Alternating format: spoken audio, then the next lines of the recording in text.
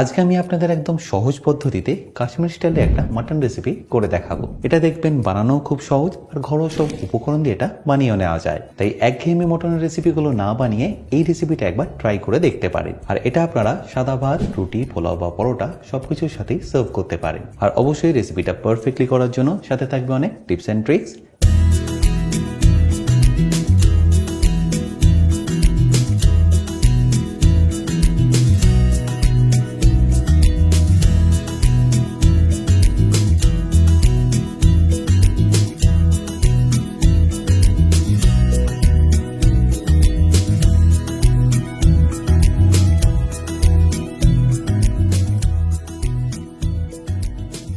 By the way, আমি chef Atanu, আপনারা দেখছেন অতনুর রান্নাঘর।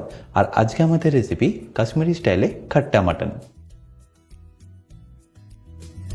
তাহলে কাশ্মীরি খাট্টি মাটন বানানোর জন্য আমি এখানে নিয়ে নিয়েছি 3 কেজি মাটন, যার সাইজগুলো দেখুন আমি মিডিয়াম সাইজেরই রেখেছি।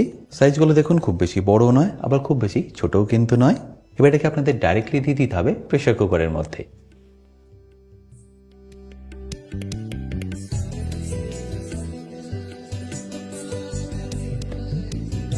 আর প্রেশার কুকারে আমি এই কারণে এটা করে নিচ্ছি যাতে এটা একটু তাড়াতাড়ি হয়। এবার এই 3 কেজি মটনের সাথে আমি এখানে দিয়ে দেবো 750 গ্রাম পেঁয়াজ,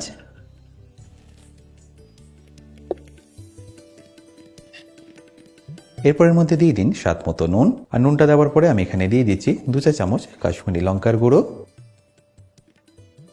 এই সব কিছু দেওয়ার পরে এটাকে ভালো করে একবার এইভাবে মিশিয়ে দিন। আর ভালো করে মেশানো হয়ে গেলে দিয়ে দিন এর মধ্যে পরিমাণ মতো জল। মাটনের লেয়ার অবধি কিন্তু আপনাদের এখানে জলটাকে ব্যবহার করতে হবে। দেখতেই পাচ্ছেন আমি এখানে কিন্তু একদম মটনের লেয়ার অবধি জলটা ব্যবহার করলাম। ব্যাস, এবার প্রেসার কুকারের ঢাকনাটা বন্ধ করে গ্যাসটাকে আমি অন করে নেব।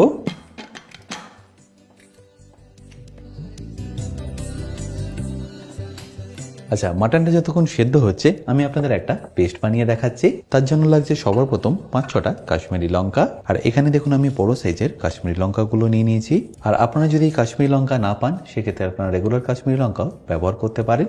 বাট সেক্ষেত্রে কিন্তু আপনাদের লঙ্কার বীজটাকে অবশ্যই বের করে নিতে হবে। আর মিক্সিতে এগুলো নেওয়ার পরে আমি এর মধ্যে দিয়ে দেবো 2 বড় চামচ গোটা ধনে, তারই সাথে যাবে 1 চা চামচ গোটা জিরে, 1.5 চামচ যাবে মৌরি, আর 2 চামচ যাবে গোটা গোলমরিচ।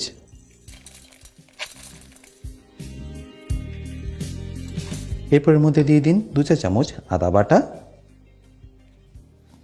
আর আদা বাটার পরে আমি এখানে দিয়ে দেবো 4 চা চামচ রসুন বাটা। তারপরে এর মধ্যে সামান্য একটু জল দিয়ে এটাকে ভালো করে একটা স্মুথ পেস্ট রেডি করে নিই।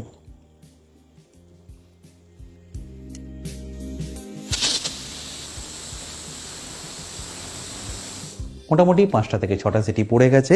আর মাটনটা এখানে কিন্তু এখন 80% পারফেক্টলি কুক হয়ে গেছে। তাই এই স্টেজে আমি গ্যাসটাকে বন্ধ করে এইভাবেই প্রেশার কুকারটাকে রেখে দেবো যতক্ষণ এর প্রেশারটা অটোমেটিক্যালি রিলিজ হয়ে যাচ্ছে। দেখুন প্রেশার কুকার থেকে প্রেশারটা এখন পারফেক্টলি রিলিজ হয়ে গেছে। এই ঢাকনাটাকে আমি খুলে নিচ্ছি। মাটনটাও দেখুন এখানে প্রায় 80% মতো কিন্তু কুক হয়ে গেছে। ব্যাস, এবার এটাকে আমি সাইডে রেখে দিচ্ছি পরে ব্যবহার করার জন্য। এবার এই রেসিপিটা বানানোর জন্য আমি একটা লাগান নিয়ে গ্যাসটাকে অন করে নিয়েছি। আর তার মধ্যে দিয়ে দিচ্ছি 100 ml সাদা তেল, আর তারই সাথে 3 চা চামচ ঘি। এবার এই তেল আর ঘিটা গরম হয়ে গেলে আমি এখানে দিয়ে দেবো 3-4টে কাশ্মীরি শুকনো লঙ্কা, তারই সাথে 3টে তেজপাতা, 2টো বড় এলাচ, সাথে যাবে 5-6টা ছোট এলাচও। এছাড়াও ফ্লেভারটাকে ভালো আনার জন্য দিয়ে দিচ্ছি 2টো দারচিনির টুকরো, আর তারই সাথে একটা জাবেত্রী। ব্যাস, এবারই সব কিছুকে ভালো করে একবার মিশিয়ে নিন। আর ভালো করে মেশানো হয়ে গেলে টিফিনের মধ্যে যে পেস্টটা রেডি করে রেখেছিলাম সেটা। আর মশলাটা দেওয়ার পরে ফ্লেমটাকে লো রেখে এটাকে আপনাদের ভালো করে মিশিয়ে নিতে হবে।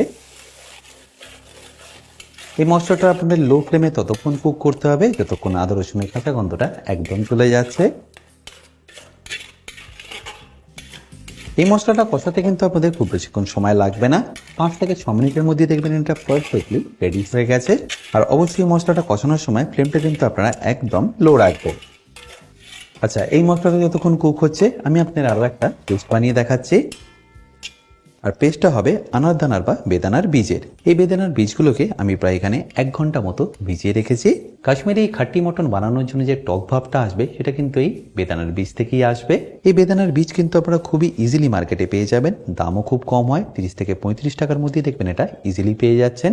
আপনারা যদি মার্কেটে না পান, অনলাইনের লিঙ্ক আমি ডেসক্রিপশনে দিয়ে দিলাম, আপনারা কিন্তু ইজিলি এটাকে অনলাইনে কিনে নিতে পারেন। আর আপনারা যদি এই বেদানার বীজ একদমই না পান, সেক্ষেত্রে আপনারা এখানে কিন্তু টক দইও ব্যবহার করতে পারেন। বেদানার এই বীজগুলোকে পেস্ট করার জন্য আমি কিন্তু আলাদা করে জল ব্যবহার করিনি। এই জলে ভিজিয়ে রেখেছিলাম, সেই জলে এটাকে ভালো করে পেস্ট করে নেব। আর পেস্ট হয়ে গেলে এটাকে আমি ছেঁকে নিচ্ছি। এটা দেওয়ার পরে এইভাবে একবার এটাকে ভালো করে ছেঁকে নিন। এইভাবে ছেঁকে নিলে দেখবেন যে বড় দানাগুলো আছে সেগুলো পারফেক্টলি বেরিয়ে যাবে। আর এটা কখনো আপনাদের ব্যবহার করতে হবে সেটা আপনাদের নিশ্চয়ই জানাবো। বাট তার আগে দেখুন এই মশলাটা কিন্তু এখানে পারফেক্টলি কুক হয়ে গেছে। ব্যাস, এই স্টেজে আমি এখানে দিয়ে দেবো অল্প একটু ঝাল লঙ্কার গুঁড়ো। যেহেতু কাঁচা লঙ্কা ব্যবহার করছি না, তাই এখানে আমি ঝাল লঙ্কার গুঁড়ো ব্যবহার করলাম। আর খুব বেশি নয়, 1 থেকে 1.5 চা চামচ মতো দিয়ে দিলেই হবে। ব্যাস, এটাকে একবার ভালো করে মিশিয়ে নিয়ে দিয়ে দিতে হবে এখানে আপনাদের সেদ্ধ করে রাখা মটনটা। বাট এই স্টেজে আমি এখানে কিন্তু শুধু মটনটাই দেবো, ঝোলটা নয়।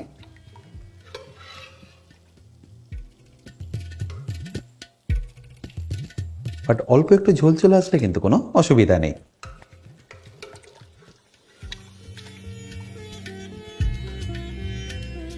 আবারও বলছি, এই স্টেজে কিন্তু মটনটাকে আপনাদের প্রায় 80% মতো কুক করে নিতে হবে, কারণ এখন মটনটা দেওয়ার পরে 8 থেকে 10 মিনিট কিন্তু এটাকে আপনাদের ভালো করে একবার কুক করে নিতে হবে বা ভুনে নিতে হবে।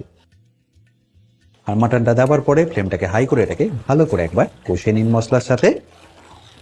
দেখতেই পাচ্ছেন যত মেশাচ্ছেন এর কালারটা কতটা সুন্দর আসছে।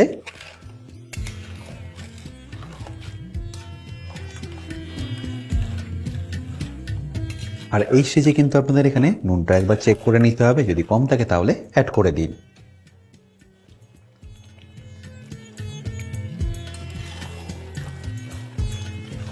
মাটনটা এইভাবেই মোটামুটি 7 থেকে 8 মিনিট কুক করলেই দেখবেন বা কষালেই দেখবেন যে পেঁয়াজটা দিয়েছিলেন সেটা পারফেক্টলি গলে যাবে। আর এটা কুক করতে করতে যখনই দেখবেন এইভাবে একটু ড্রাই হয়ে আসছে, তখন যে গ্রেভিটা তুলে রেখেছিলাম বা ছেঁকে রেখেছিলাম সেটা এর মধ্যে দিয়ে দিতে হবে। বা সেটা কিন্তু একেবারে দেবেন না, অল্প অল্প করে দিয়ে এখানে মেশাতে থাকুন।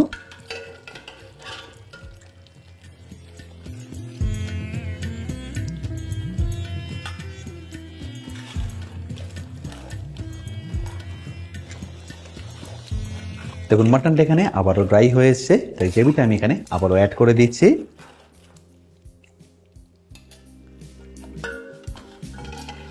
এই প্রসেসটা আপনাদের কিন্তু 2 থেকে 3 বার করে নিতে হবে। আর ফাইনালি ঝোলটা অ্যাড করার পরে আমি এখানে অ্যাড করে দিচ্ছি বেদানার বীজের পেস্টটা। ব্যাস, তারপর এটাকে ভালো করে মিশিয়ে নিয়ে একবার ফুটিয়ে নেব। আবারও বলছি, আপনারা যদি বেদানার বীজ না পান, সেক্ষেত্রে আপনারা কিন্তু এখানে টক দই ফেটিয়েও ব্যবহার করতে পারেন। ব্যাস, এবার এটাকে আমি ফাইনালি একবার ভালো করে ফুটিয়ে নেব।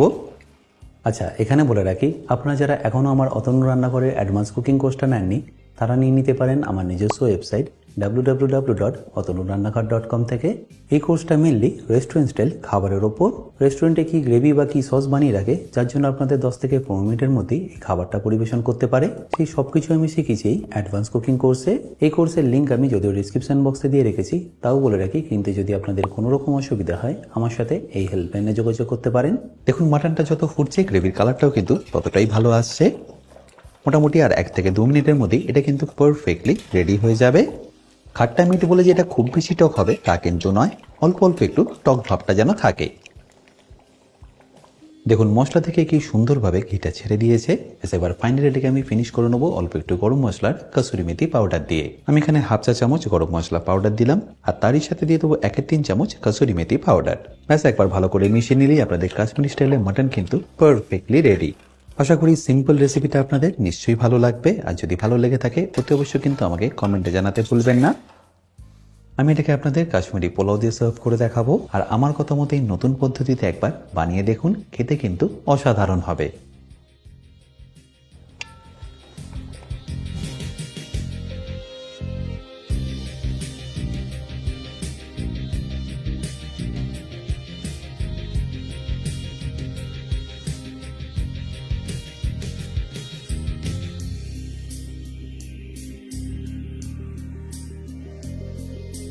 বাই দ্য ওয়ে, আমি শেফ অতনু, আপনারা দেখছিলেন অতনু রান্নাঘর।